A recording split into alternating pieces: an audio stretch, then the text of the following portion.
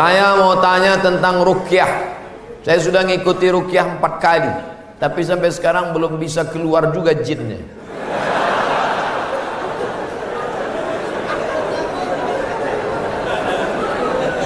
Nanti pergi ke Pekanbaru, mana tahu hari libur, di belakang Hotel Premier ada Masjid Al-Falah. Ini nomornya, catat. Mana tahu ke Pekanbaru. Mungkin sama Ustadz ini jin itu tak takut, yang ini dia takut. Catat nomornya. Ketua Asosiasi Ruqyah Indonesia Provinsi Riau Daratan. Namanya Ustadz Saifullah. 0812 768 9119. 0812 768 9119. Kalau emergensi 911. Kalau diganggu hantu 119. Datang ke sana. Jadi tak salah kita coba. Kalau siang namanya Ustadz Saifullah, kalau malam namanya Ustadz Zafrullah, di masjid yang sama. Mana tahu kebetulan ke Pekanbaru malam, datang ke masjid yang sama, namanya Ustadz Zafrullah. Ada orang 7 tahun nikah tak punya anak, diruqyah sama Ustadz Zafrullah, punya anak. Pas ditanya kenapa, rupanya ada jin yang menghalangi pertemuan antara sperma dengan sel telur, dihalanginya sehingga tak jumpa. Jangan. Dibacakan usir. Kata Ustadz Saifullah, ada pula bencong LGBT di ruqyah sehat. Ternyata yang masuk tuh jin bencong. Jadi saya tanya, Ustadz, jadi ada jin tuh bencong? Ada, kata dia. Itulah yang dimasuk ke dalam. Nah, itu. Ustadz, udah di ruqyah 2-3 kali tetap juga sakit. Berarti tidak. Pemarah. Laki saya ini pemarah, Ustadz. Sudah di ruqyah 5 kali tak juga hilang marahnya. Berarti tak salah jin. Memang dia pengamuk. Makanya kadang kita kasihan juga sama jin nih. Sikit-sikit salah dia. Sikit-sikit salah dia. Aku tak selamanya salah, kata jin. Ustadz, ayat yang dibacanya kan ayat kursi. Coba saya dengar yang dibacanya itu ayat kursi. Kenapa kita yang baca, kenapa jin itu tak keluar? Ini bukan masalah pistolnya, tapi man behind the gun. Orang yang punya pistol. Kita bacakan Allahu la ilaha illal qayyum la ta'khudhuhu sinatun wa la nawm lahu ma. Tak mau dia keluar, malah ketawa jin. Ditanya, jin, kenapa kau tak mau keluar? Sesama hantu di dalam saling mengusir. Hantu ngusir hantu, mana mau? Yang membaca itu ulahnya 11-12 macam hantu. Pak Ustaz, berdosa tak kita memarahi ibu? Alasannya ibu keluar rumah tak menggunakan hijab. Oh, tak boleh nak. Mentang-mentang kau sudah pengajian, lalu kau panggil emakmu, mak sini sebentar. Assalamualaikum warahmatullah, neraka jahanam. Bukan begitu caranya.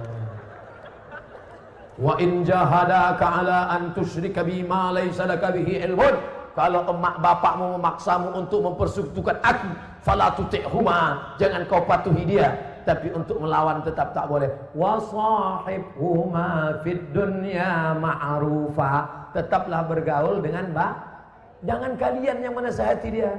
Datangi Pak Wan, datangi Pak Bupati, datangi Pak Wabu. Pak, bisa tak Bapak nasihati emak saya? Emak saya ini takut sama Bapak. Panggil Pak Bupati, Bu, sini. Ibu, kenapa tak juga begitu? Iya Pak, insya Allah saya begitu. Gitu. Jadi mulutnya mulut mereka, pesannya dari kita. Jangan kita ngomong. Kita sebagai anak tidak pernah bersar di hadapan orang tua kita. Saya, Abdul Somad LCMA, penceramah, tapi di depan mak saya, alah kau udah kecil. Ibu tak pernah melihat anaknya itu besar. Anak itu tetaplah anak kecil yang dulu dia gendong-gendong. Maka pakai lidah orang lain. Cari tokoh-tokoh adat, tokoh lembaga adat Melayu, nenek mama, tokoh masyarakat. Datuk, bisa tak Datuk nasihati? Nenek, bisa tak nasihati emak saya belum berjilbab? Aku pun tak berjilbab juga. Apa hukum Ustaz? Bagaimana Islam memandang seorang yang mengagumi, mencintai pasangan orang lain?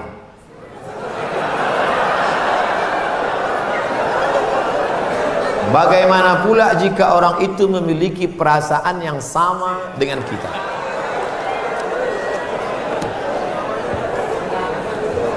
Hidup ini ada pilihan, ada keterpaksaan. Hidup ini ada pilihan, ada keterpaksaan. Saya mau ceramah antara duduk dan berdiri. Pilihan atau keterpaksaan? Pilihan. Ustadz mau duduk atau berdiri? Saya pilih berdiri. Kenapa Ustadz pilih berdiri? Menunjukkan bahwa saya masih muda, masih sehat. Antara minum atau tidak minum. Pilihan atau keterpaksaan? Pilihan. Minum atau tidak, terserah saya. Mau saya minum, mau tidak. Itu pilihan saya. Nah, masalah cinta. Cinta itu pilihan atau keterpaksaan? Cinta tidak pilihan. Cinta adalah keterpaksaan. Oleh sebab itu maka kadang kita tengok orang ganteng bininya buruk. Kenapa? Terpaksa. Cinta tak bisa memilih. Ketika dia rasional, dia tidak cinta.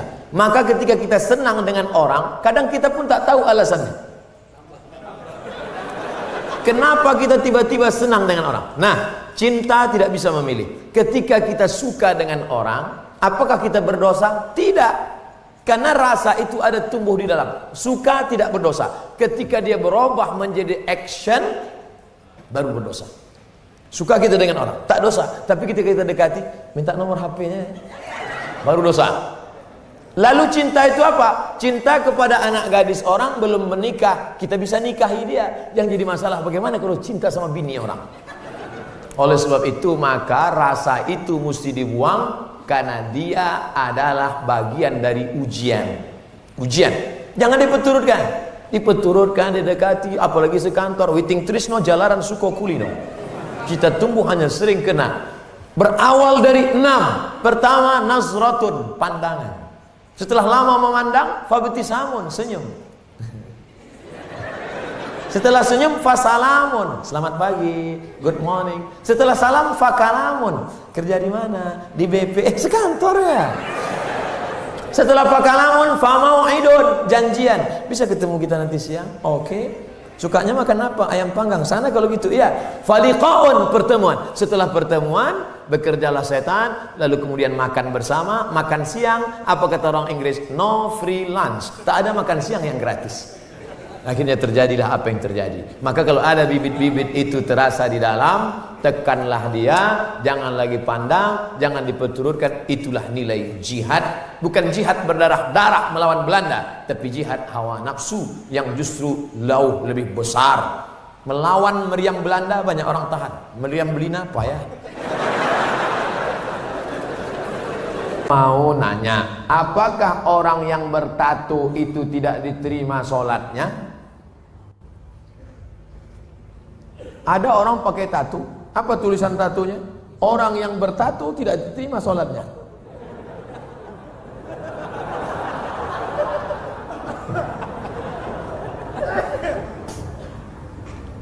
Tato adalah kahal.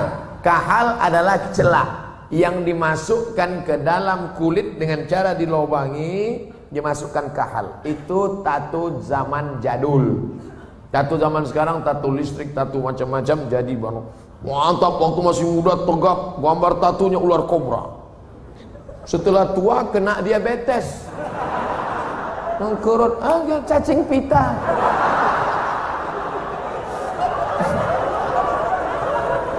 Sebelah kanan gambar burung gagak yang sedang ingin terbang menangkap serigala. Tiba-tiba karena sudah tua, kurus, keriput, gambar burung puyuh. Dulu preman tengik, sekarang tobat. Nah, apakah setelah tobat dia perlu menyetrika tatunya? Tobat, sekarang ada cacing pita, mau disetrika lurus. Maka saudara-saudaraku yang sudah bertato tidak perlu menyetrika tatonya, wuduknya sah, air wuduknya masuk, sudah dikaji oleh para ulama, tidak perlu membuang tatonya. Hanya saja kalian yang dulu mantan-mantan petato perlu membuat komunitas tato tobat. KTT. Disangka orang konferensi tingkat tinggi. Ternyata komunitas tato towan. Yang nggak punya tato nggak boleh masuk. Ada yang tatonya seperti Yakuza. Ada bertato semua. Ada sebelah mukanya tato semua isi. Tiba-tiba ada satu pesertanya nggak punya tato. Loh, sampai nggak ada tato kok bisa ikut? Ternyata tatonya cuma satu tai lalat. Dulu pengen jadi Rano Karno, nggak jadi. Dulu sama-sama dulu kan ada anak-anak muda ingin jadi Rano Karno, disuntik, ambil jarum, tusuk, kasih spidol. Ustaz kok tahu? Saya dulu nyoba juga. Nggak jadi. Nah, bagi yang belum punya tato jangan buat tato. 5. La'anallahul wasimat, Allah melaknat yang tukang buat tato. Wal mutasimat, minta buatkan tato. Wal mutanammisat, yang mencabut. Ini alis atau bulu mata? Alis, mencabut alis. Ini jangan dicabut. Ini mau nikah, wah, dicabut. Cabut, enggak mempan cabut dicukur. Hilang. Tukang buat tato, minta buatkan tato, mencabut bulu mata, alis mata. Wal mutafallijat, mengotak-atik gigi. Gigi sudah bagus diotak-atik, kecuali giginya memang enggak wajar. Setiap melihat dia senyum pingsan 3 orang. Hai, pingsan. Itu boleh pakai kawat. Dulu seingat saja kawat itu kan untuk pagar. Sekarang gigi pakai kawat. Hari Senin ungu, hari Selasa merah, hari Rabu pink. Setiap ketemu, itu nggak boleh, mubazir, sakit. Pokoknya merubah yang nggak wajar jadi wajar, boleh. Merubah yang nggak normal jadi normal, boleh. Tapi yang sudah normal jadi abnormal, nggak boleh. Nah, oleh sebab itu yang bertato, kalau ada imam kita bertato, nggak usah dipermasalahkan.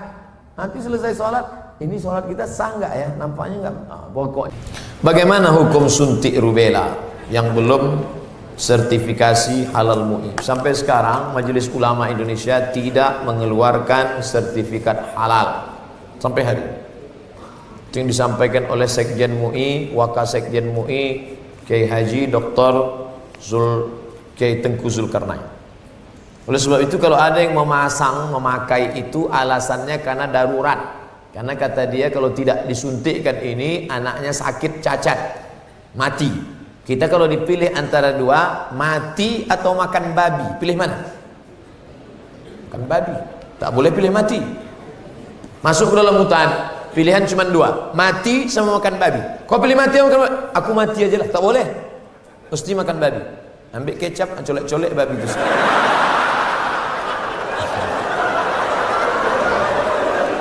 Tak boleh pilih mati. Nah, jadi kalau bapak ibu takut anak itu cacat, sakit, dipakainya hukum darurat itu. Ustadz Somad, saya tanya emak saya ini orang kampung. Mak, aku dulu waktu kecil ada disuntik cacar, suntik ini. Enggak, kau dari kecil tak pernah disuntik. Asal datang dokter puskesmas, kularikan kau ke hutan.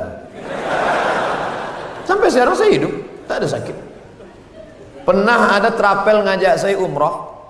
Ustadz, kapan Ustadz ada kosong mau suntik? Kalau kalian mau berangkat, berangkat. Tapi aku terus terang tak bisa suntik. Kalau tak dapat visa Pak Ustadz, saya tak berangkat. Sampai hari H saya tak suntik. Tak bagaimana ceritanya mereka dapat visa, berangkat. Katanya kalau tak suntik sakit mati, tak mati. Tapi ini tak bisa jadi hukum. Saya tak mati, yang mendoakan saya banyak. Nah, sebanyak ini mendoakan. Mana mumpan kuman-kuman virus-virus?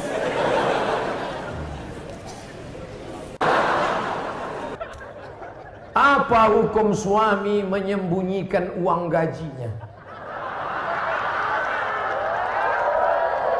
Kadang memberi istri sikit, padahal gajinya besar. Berapa tadi hak ibu? Ingat, berapa hak ibu tadi? Makan, pakai, tempat tinggal, pendidikan, perhatian. Kalau kurang, maka laki-laki ini dituntut di hadapan Allah Subhanahu wa taala. Hai laki-laki yang gajinya banyak, tapi mengasihi bini sikit. Maka ingat, 5 ini mesti kau tunaikan. Alhamdulillah Ustaz Somad, dulu selama ini abang tuh cuma 100.000 lah dikasihnya. Setelah mendengar ceramah Ustaz tadi malam, bertambah berapa? 110. Tambahlah. Nabi sedang duduk.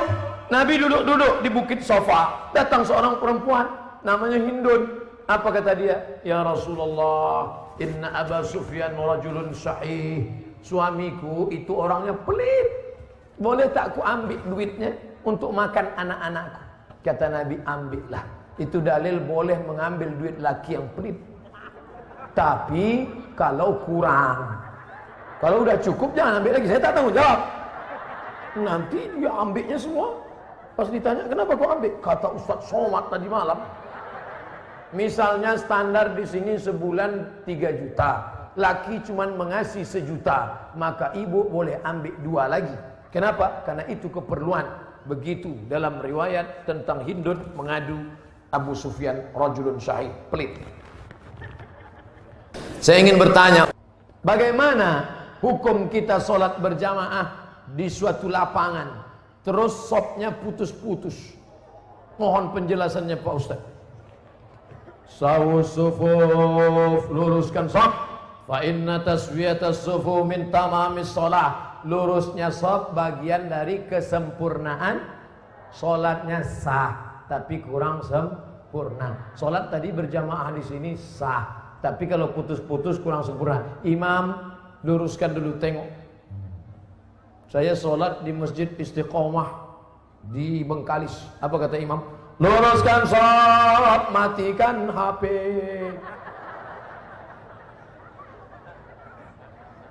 Ada pula di masjid lain, luruskan sholat, angkat kaki celana. Ada pula di masjid di Dumai lain lagi, luruskan sholat, simpan batu cincin.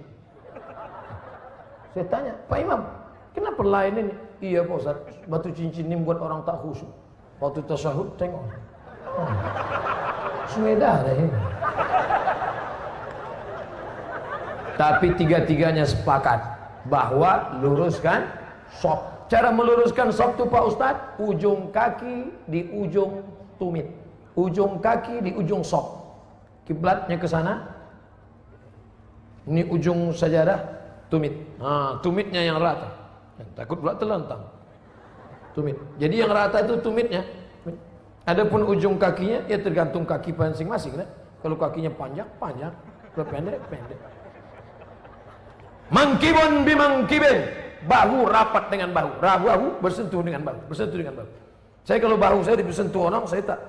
Cuman kalau kaki kadang disentuh, geli kita. Nah, jadi kalau ada kawan, kita senggol kakinya sekali, dia geser, jangan disenggol lagi.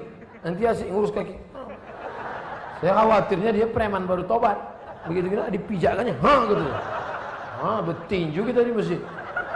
Kalau sampai kita bertinju di masjid, nanti yang ketawa yang tak ke masjid. Kenapa orang itu bertinju di masjid? Gara-gara kaki. Untung kita tak ke masjid. Allah pak balak 6. Nah, jadi bahu rapat dengan bahu, kaki rapat-rapat sikit lah. Kalau dia risau atau usah tempel. Setelah itu barulah imam angkat takbiratul ihram. Allahu Akbar. Orang yang mampu beli mobil tapi minyaknya pakai subsidi premium. Ini nyindir saya nampaknya. Janganlah main sindir-sindir. Kalau mau turun saya baru tanya langsung. Berat menjawabnya ini. Kita bandingkan dengan negara lain, bagaimana harga minyak, bagaimana hebatnya negeri kita, gemah ripah, loh jenawi, tongkat dan batu jadi tanaman, untayan zamrud, katulistiwa di bawah minyak, di atas minyak. Bagaimana nasib saudara kita di Anambas yang begitu kaya dan hebat, tapi 24 jam saya di sana, HP saya tak berbunyi sama sekali. Nah, ini kan luar biasa. Oleh sebab itu pengaturan minyak, subsidi segala macam, mudah-mudahan ke depan pemerintah lebih baik insyaAllah. Ini hak kita sebagai warga negara. Mestinya kita ini, kalau dilihatlah minyak kita dengan gas kita, dengan batu bara kita, dengan negeri terkaya di dunia, tak ada apa-apanya Brunei Darussalam. Ustadz, apa hukumnya membawa HP ke toilet? Misalnya main game.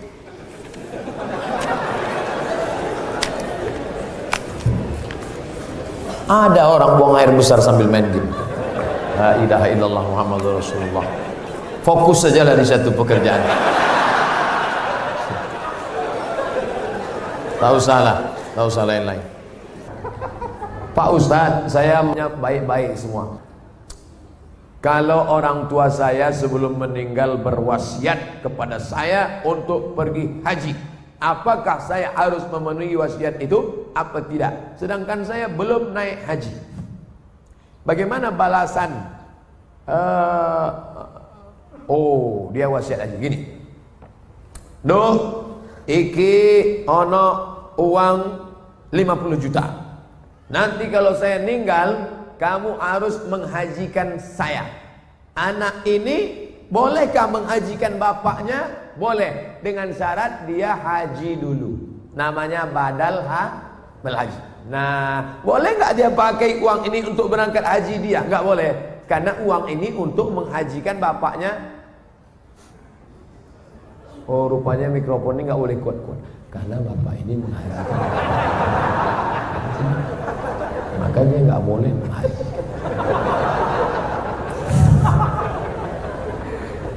Jadi dia harus haji dulu, baru dia bisa menghajikan bapaknya. Dalilnya mana? Labbaik Allahumma syukruma, labbaik Allahumma syukruma. Aku menghajikan syukruma, aku menghajikan syukruma. Sampean kenes dulu. Come here for a moment. Sini sebentar. Kamu tadi menghajikan siapa? Menghajikan Subruma. Subruma itu siapa? Sedulurku. Aku menghajikan Subruma. Sampean wis haji apa ora? Urung. Haji dulu dirimu, baru hajikan orang lain. Nah, kebetulan nanti anaknya dapat uang, dia berangkat haji, bawa uang almarhum yang 50 juta tadi. Kebetulan nanti di Makkah ketemu mahasiswa dari Semarang, anak KSW, kekeluargaan Wali Songo. Di Mesir, kalau anak Jawa Tengah itu nama persatuannya KSW, kekeluargaan mahasiswa Wali Songo. Kalau kami anak Riau namanya KSMR, kelompok studi mahasiswa Riau. Ustaz kok tahu? Kami dulu tetangga di Kairo. Kami di atas anak Riau, di bawah anak KSW, kawan akrab. Nah, tanya dia, sampean dari mana? Dari Kairo, sedang haji ya? Iya, rumahnya di mana? Di Semarang. Oh, ketepatan, saya mau membadalkan haji bapak saya. Lihat dulu mana KTP-nya, betulkah belajar dari Al-Azhar? Jangan sampai ngaku-ngaku bohong. Lalu kemudian serahkan, ini badal haji untuk bapak saya. Maka hajinya sah.